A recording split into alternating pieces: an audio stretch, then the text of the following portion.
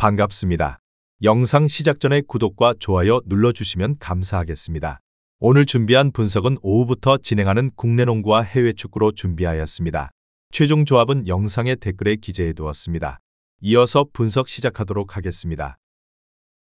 첫 번째 경기는 하나은행과 BNK썸입니다. 하나은행은 이이지마, 사키, 김정은, 양인영으로 이어지는 축이 명확하게 구성된 팀입니다.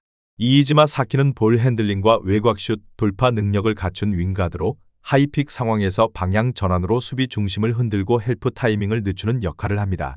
하프코트에서는 드리블 핸드오프 후 접어들어 미드레인지와 코너 킥아웃 사이를 읽어내며 공격 출발점 역할까지 수행합니다. 김정은은 로우 블록에서 몸싸움으로 버티다가 엘보우로 올라와 패싱을 풀어주는 포워드로 이이지마와 연계의 코너를 오가며 스크린 기반 세트 오펜스를 안정적으로 운영합니다.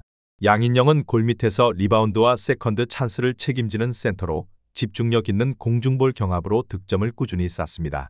수비에서는 림 근처에서 각도를 줄이며 페인트존 진입을 부담스럽게 만들어 상대 가드의 돌파 선택지를 제한합니다. 결국 하나은행은 외곽과 돌파, 하이로 연결, 골밑 장악력이 유기적으로 맞물리며 페인트존에서 힘을 활용한 하프코트 운영이 가능한 팀입니다. 오늘 경기는 골밑 높이를 앞세운 경기력이 두드러질 가능성이 높습니다. BNK썸은 스나가와 나츠키, 이소희로 이어지는 날카로운 백코트 전력을 갖춘 팀입니다. 스나가와 나츠키는 속도와 볼 핸들링이 뛰어난 가드로 수비 리바운드 이후 빠르게 앞코트로 전개하며 트랜지션 템포를 끌어올립니다. 하프코트에서는 사이드 픽앤롤을 활용해 수비를 한쪽으로 몰고 반대 코너와 윙으로 킥아웃 패스를 연결하며 외곽 찬스를 만듭니다. 이소희는 스크린을 타고 나와 공을 받는 오프볼 움직임이 좋고 3점 라인에서 연속 득점으로 흐름을 바꿀 수 있는 슈터입니다. 김소니아는 인사이드와 미드레인지를 폭넓게 활용하며 미스매치 시 포스트업과 드라이브 모두 가능한 공격 옵션입니다. 다만 프론트코트 전력은 높이와 골밑 두께에서 하나은행에 비해 상대적으로 얇아 양인영과 맞대결이 길어지면 리바운드와 세컨드 찬스 관리 부담이 커집니다. 결국 BNK썸은 백코트 화력은 강하지만 페인트존과 골밑에서 하나은행을 상대할 때 어려움이 클 가능성이 높습니다. 결론을 말씀드리자면 BNK썸은 스나가와와 이소희를 중심으로 외곽에서 공격을 풀 수 있지만 프런트코트에서 하나은행과 맞붙으면 높이 싸움에서 밀릴 가능성이 큽니다. 하나은행은 이이지마가 볼을 운반하며 상단에서 하이픽을 활용하고 김정은이 엘보우와 포스트를 오가며 패스 각을 열고 양인영이 림 근처에서 위치를 선점하는 구조를 반복합니다. 골밑 리바운드와 세컨드 찬스를 확보하면 BNK썸은 백코트 득점만으로 흐름을 되돌리기 어렵습니다. 백코트 외곽과 속도를 활용해 사이드에서 흔드는 전략에도 골밑 집중력이 떨어지면 수비 로테이션이 무너지고 공격 템포가 흔들릴 수 있습니다. 결국 경기 후반 골밑에서 묵직하게 장악하고 리바운드를 지배하는 하나은행 쪽이 최종적으로 스코어를 주도할 가능성이 높습니다. 하나은행의 승리와 언더를 추천드리는 경기입니다. 두 번째 경기는 볼로냐와 크레모네세입니다. 볼로냐는 안정적인 수비 라인을 유지하면서 전방에서는 점유와 패턴 플레이를 병행하는 팀입니다. 임모빌레는 최전방에서 박스안 위치 선정과 순간 결정력이 뛰어나 세컨드볼이 흘러나오는 순간에도 빠른 마무리가 가능합니다. 오르솔리니는 측면에서 안쪽으로 파고들며 1대1 돌파 후 컷백이나 슈팅을 선택하고 낮고 빠른 크로스로 세컨드라인을 활용하는 장면이 많습니다. 오드가르드는 중앙 2선에서 경기 템포를 조절하며 필요시 박스 앞까지 올라가 중거리 슛으로 득점에도 관여합니다. 볼로냐는 경기 후반 세컨드라인의 전진 빈도를 높이면서 측면 돌파, 컷백, 세컨드라인 마무리 패턴을 자주 활용하며 임모빌레와 이선의 전진 움직임이 공격의 결정적 무기가 될 가능성이 큽니다. 크레모네세는 3백 앞에 촘촘한 중원을 세우고 2명의 스트라이커를 앞세워 역습과 연계를 노리는 팀입니다. 보나촐리는 박스 안에서 등지고 버티며 파울과 세컨드 찬스를 만드는 역할이 강점이지만 팀이 뒤로 물러나면 고립될 위험이 있습니다. 오케레케는 측면과 하프 스페이스를 오가며 돌파로 위협하지만 라인을 내리면 볼 관여가 들쭉날쭉해집니다. 제르비는 공수 연결 고리 역할을 수행하지만 전방 압박과 빠른 전환이 겹치면 공격 영향력이 제한됩니다. 크레모네세는 수비 블록을 좁히는 데 집중하면서도 탈압박 시 전환 속도가 느려지고 볼로냐처럼 세컨드볼 경쟁에서 강한 팀을 상대로 박스 점유 시간이 늘어날 가능성이 큽니다. 결론을 말씀드리자면 볼로냐는 두 줄 수비로 출발하지만 시간이 흐를수록 세컨드라인 자원의 전진 빈도를 높이며 홈에서 공격을 주도합니다. 후반에는 오르솔리니의 측면 돌파 후 컷백 패턴이 반복되며 페널티박스 안 혼전 상황에서 세컨드볼 대응이 늦어지는 크레모네세의 약점을 노릴 수 있습니다. 임모빌레가 하프 스페이스를 파고들고 오드가르드가 중원을 끌어내면 세컨드 라인 침투 공간이 열리며 강력한 인스텝 중거리 슈팅까지 연결될 수 있습니다.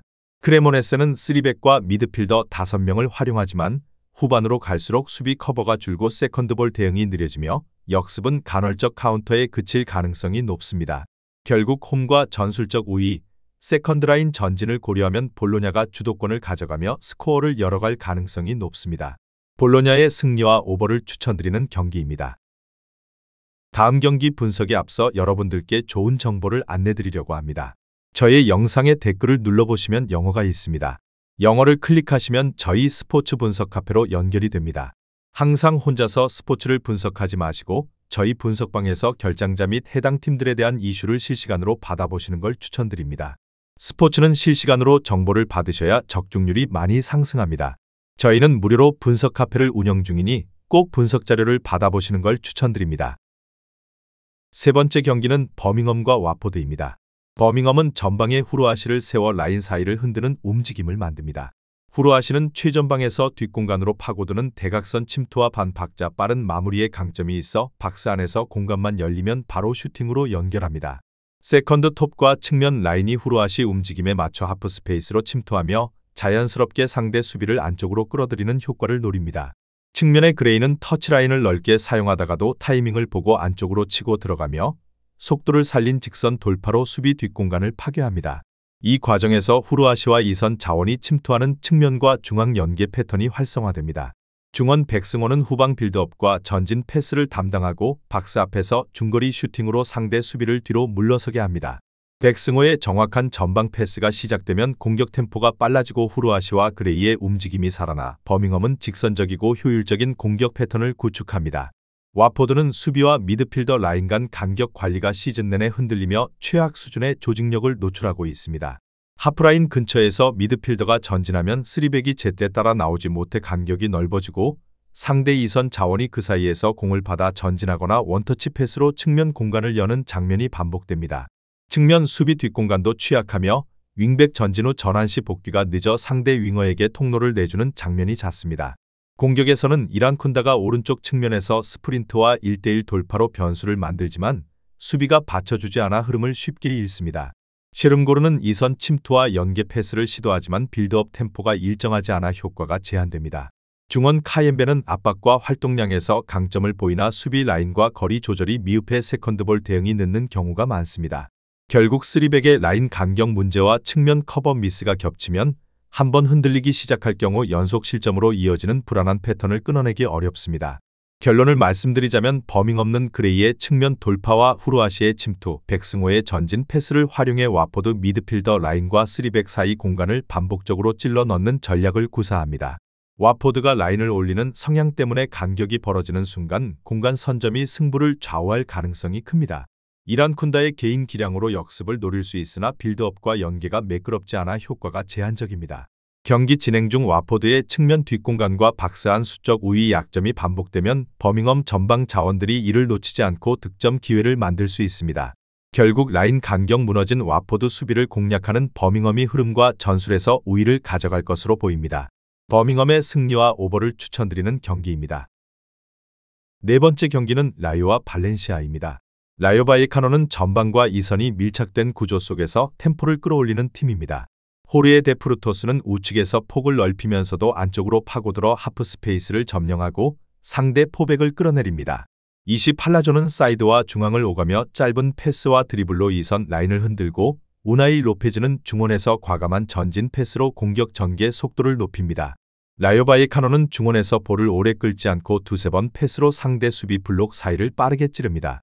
홈에서는 윙어와 풀백 오버래핑까지 활용해 측면에서 중앙으로 파고드는 공격 패턴을 자주 구사합니다.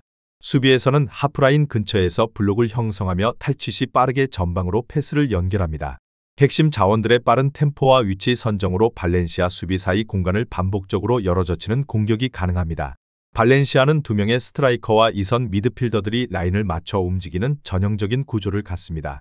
다니 라바는 전방에서 폭을 넓히고 뒷공간을 노리지만 팀 전진 패스 타이밍이 어긋나면 공을 받기 위해 깊게 내려오는 경우가 많습니다. 페펠루는 중원에서 빌드업과 수비 커버를 동시에 담당하지만 주변 지원이 늦으면 안전한 선택 위주로 템포가 느려집니다. 하비 게라는 박스 투 박스 역할로 전진 러닝과 중거리 슈팅에 강점이 있으나 전개가 끊기면 역습 차단 부담을 안습니다. 최근 발렌시아는 후방에서 중원으로 이어지는 패스 타이밍이 맞지 않아 공격이 끊기고 박스 근처에서 마무리 선택지가 제한되는 흐름이 반복됩니다. 측면에서도 풀백과 윙 연계가 어긋나 크로스 타이밍이 늦어지는 장면이 잦습니다. 결국 개별 기량은 뛰어나지만 전진 패스와 라인 간격 조율이 매끄럽지 못해 템포가 빠른 팀을 상대로 수비 전환에서 취약할 수 있습니다. 결론을 말씀드리자면 라요 바이에카노는 홈에서 라인을 적당히 끌어올리고 우나이 로페즈를 중심으로 두세 번의 짧은 패스로 발렌시아의 1선과 2선 사이를 공략할 가능성이 큽니다. 28라존이 하프 스페이스와 측면을 오가며 볼을 받아주면 발렌시아 중원과 포백 사이 간격이 벌어지며 찬스를 만들 수 있습니다. 호르에 데 프루토스는 폭을 넓히다 안쪽으로 치고 들어가 슈팅이나 횡패스를 연결하며 풀백 뒷공간을 계속 자극합니다. 반면 발렌시아는 전진 패스 타이밍이 맞지 않아 한번 전개가 끊기면 라인 재정비에 시간을 쓰는 반복이 나타납니다. 라요 바이에카노가 홈에서 초반부터 템포와 압박을 유지하면 발렌시아는 역습과 중거리 슈팅 정도를 노릴 수 있으나 전체 흐름을 뒤집기 어려워 구조적으로 라요 바이에카노가 경기를 주도할 가능성이 높습니다. 라요 바이에카노의 승리와 언더를 추천드리는 경기입니다. 오늘 준비한 분석 자료는 여기까지입니다. 영상이 여러분께 도움이 되었다면 구독과 좋아요 한 번씩 눌러주시면 감사하겠습니다. 내일도 새로운 정보로 여러분을 만나겠습니다. 오늘도 좋은 하루 되시고 적중하는 하루 되시길 바랍니다.